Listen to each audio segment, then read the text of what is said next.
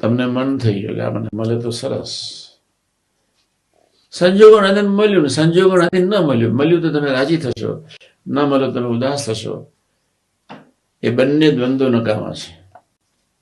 અપેક્ષા ધારો કે થઈ, મળે તોય ઠીક, ન મળે તોય ઠીક, એને અપેક્ષાને આગળ તરસ્ત ભાવ કહેવાય. અમે જમવા બેઠા હતા અને જે સ્વામિનારાયણ એક જણને વસ્તુ ફરી મળી નહીં, ઉભો થઈ ગયો, બોચિયામાંથી લઈ આવ્યો. એટલે મેં એને ધીમે ધીમે કહ્યું કે યોગી મહારાજના લાઈફનો વિચાર કર્યો, પોતાની થ્રુઆઉટ લાઈફ જિંદગીમાં એકટાના વર્ષમાં 100 ઉપવાસ, રાત્રે જમવાનું નહીં, તમને વહેલું મોડું મળે ન મળે, થોડા ડૂબો. ગોંડલના પ્રસંગની વાત કરું છું. સાધક સ્વરૂપ મળ્યા પછી પણ બાળક બુદ્ધિની જેમ જ નરી બાળક બુદ્ધિથી વર્તે, નરી ક્ષુદ્રતાથી વર્તે, ધ્યેયહીન વર્તે, શું કરવા જ આવ્યા છે, શું થઈ રહ્યું છે એનો ખ્યાલ જ ના હોય, એવા પ્રકૃતિને આધીન વર્ત્યા કરે છે. આપણને ખ્યાલ જ નથી હોતો કે આપણે પ્રકૃતિને આધીન વર્તીએ છીએ. ગુણાદાસની વાતમાં એટલે લખી નાખ્યું, જીવ પ્રાણી માત્ર પ્રકૃતિના આધીન બોલે છે, ચાલે છે, ખાય છે, પીવે છે, ક્રિયા કરે છે. એ બદલવાનું છે. મોસ્ટ ઇમ્પોર્ટન્ટ વાત એ છે કે તમારી અપેક્ષાઓ પૂરી ન થઈ તો તમારે બે વસ્તુનું ધ્યાન રાખવાનું છે. તમારે કોઈનો અભાવ ન હોવો જોઈએ અને તમારી વૃત્તિ કોઈના આધારે ન થવી જોઈએ. સમજાવું છું. મને મારા મિત્ર પાસે અપેક્ષા હતી કે આવો વર્તવો જોઈએ. યોગી મહારાજ એવું ભવ્ય સ્વરૂપ બેઠો હતો અને હું ટપાલ લખતો હતો. પેલી દીકરી જોડે વાત કરતો હતો, 10 મિનિટ થઈ, 20 મિનિટ થઈ. બાપા બેઠા છે ને 20 મિનિટ ત્યાં ટાઈમ કાઢવાની જરૂર હતી. ગોંડલના ત્યાં આગળ ખૂણામાં દાદરા આગળ એક નાન ને ત્યાં જઈને ઉભો થઈને એક બૂમ પાડી. પેલા સાંભળીને મસ્ત હતો પ્રેમમાં. એની વાતોમાં સ્ત્રીને પુરુષ પ્રેમ હોય કે ના હોય, પણ એ દીકરો ને દીકરી એટલા મસ્ત હતા એટલે સ્વામીજી મારી બૂમ પછી આંખ ઉગાડી. સ્વામીજી આમ ઊંચું જોયું, ગુરુ આપણે બેસી જાઓ. ઇનડાયરેક્ટલી મને ઘણું કહી દીધું. એ આવે કે ના આવે, વાત કરે કે ન કરે, સત્સંગ કરે કે ન કરે, તારા જીવમાં આ રીતનો અપેક્ષાનો સાત્વિક ભાવ રહેવો જોઈએ. મારી સાત્વિક વૃત્તિ હતી અને સાત્વિક ભાવે કરીને મને એમ રહેતું હતું કે મારા મિત્રો મારી રીતે આ રીતે સત્સંગ કરે, અહીંયા આવ્યા છે તો આ રીતે વર્તે. તમને કહેવાનો કંઈક કિંચિત હેત હોય તો અધિકાર છે, પણ અપેક્ષાની ભાવથી નહીં કહેવાનો. હું માઇક લઈને બેઠો છું ને તમે સમજી જાઓ એવા ભાવથી નહીં કહેવાનું. મારી ફરજ છે કે મારે મધ્ય 28 ને 41 પ્રમાણે તમારી સેવા કરવી જોઈએ, બસ મેટર એન્ડ્સ.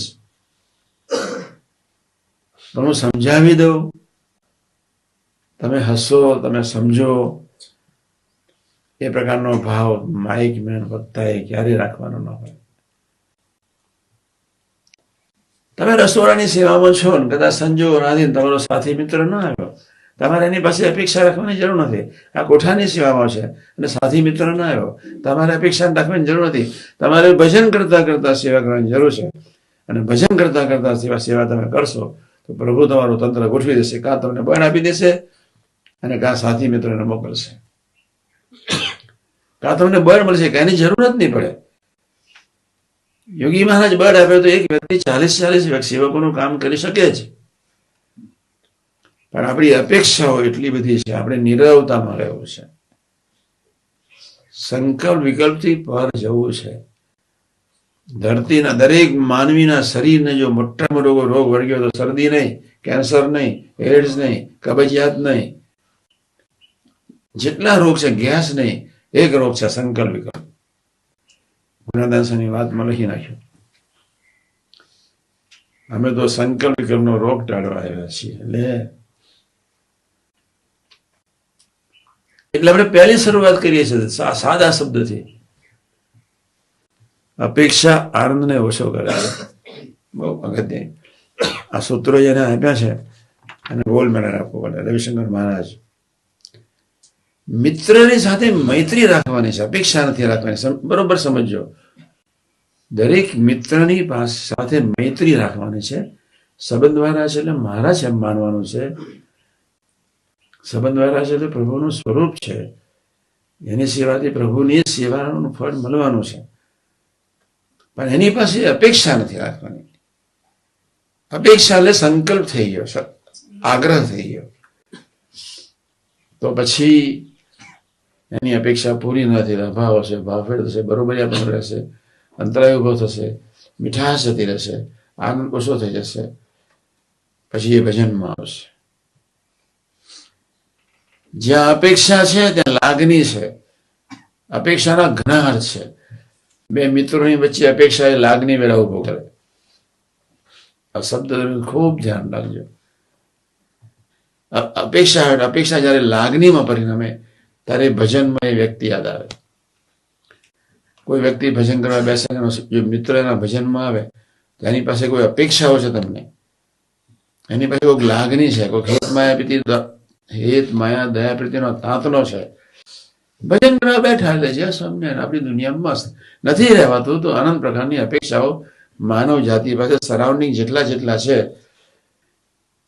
એ વ્યક્તિને જોઈને આનંદ થઈ જાય. આપણા માટે બાબરો છે. કોઈ પણ જાતની આનંદ દર્શનનું કરવાનું છે, આનંદ સેવામાં, આનંદ દર્શનમાં મેળવવાનો છે, આનંદ સેવામાં મેળવવાનો છે, આનંદ દાસત્વમાં મેળવવાનો છે, આનંદ મૂર્તિમાં મેળવવાનો છે. ધીમે ધીમે ધીમે ધીમે, ભલે અત્યારનું મારું પ્રવચન તમને સમજાય કે ન સમજાય, પણ તમારે આટલું તો નક્કી રાખવાનું છે કે જ્યાં અપેક્ષા છે ધીમે ધીમે ધીમે ધીમે ભાવ, અવગુણ, ભાવફેર, આંટી, અંતરાય, તિરાડ ઊભી થવાની છે. જ જ જ જ એક પાદિક સંત છે, બીજા પાદિક સંત સાથે અપેક્ષા ન રાખી શકે. પાદિક સંતે એની રીતે મધ્ય 28-41 પ્રમાણે સેવા કરવાની છે, અને પાદિક સંત મધ્ય 28-41 સેવા કરે તો એની અપેક્ષા ઉડી જાય છે. અને કદાચ જો પાદિક સંત બીજા પાદિક સંત એટલું કહી શકે કે તમારા પ્રદેશમાં આટલું કરવા જેવું છે, બસ. પછી કરે તો બી ઠીક, ન કરે તો બી ઠીક, પણ સંકલ્પ વિકલ્પ પછી એને સૂચન કર્યા પછી ન ઉઠે, એને નામ નિરપેક્ષ ભાવ કહેવાય. અને સંકલ્પ વિકલ્પ રાચીએ એટલે જય સ્વામિનારાયણ, ત્યાં નિરપેક્ષ ભાવ ખતમ થઈ ગયો. નિરપેક્ષ ભાવ જયારે ખતમ થઈ ગયો ત્યારે મધ્ય 28-41 સેવાની પૂર્ણ થઈ ગઈ. છેલ્લા 5 અને મધ્ય 50માં તમારી ક્યારેય એન્ટ્રી નહીં આવે. સૌના લેવલે સમજવા માટે પ્રયત્ન કરજો. મારા મિત્રે આમ વર્તવું જોઈએ છે, એ બી અપેક્ષા આપણે નથી રાખવી.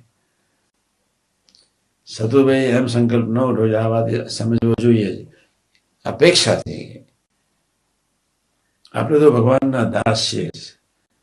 આંખે કરીને સેવા કરી લીધી, જીભે કરીને સેવા કરી લીધી, કાને કરીને સેવા કરી લીધી, મને કરીને સેવા કરી લીધી, પૂરું થઈ ગયું. આપણે તો કેવળ પ્રભુના દાસ છે. સત્સંગ વધે તો શું, સત્સંગ ઘટે તો શું, એ ભગવાનને આધીન છે. એટલે આજે ખૂબ ધ્યાનથી આપણું ઓરિજિનલ સ્વરૂપ છે સચ્ચિદાનંદ, સત્ય સ્વરૂપ, આનંદ સ્વરૂપ, પ્રેમ સ્વરૂપ, સનાતન સ્વરૂપ. એ તરફ યાત્રા કરવી છે. અને એ આપણે એવા છીએ, એમાં આપણું શરીર અક્ષર બ્રહ્મ છે.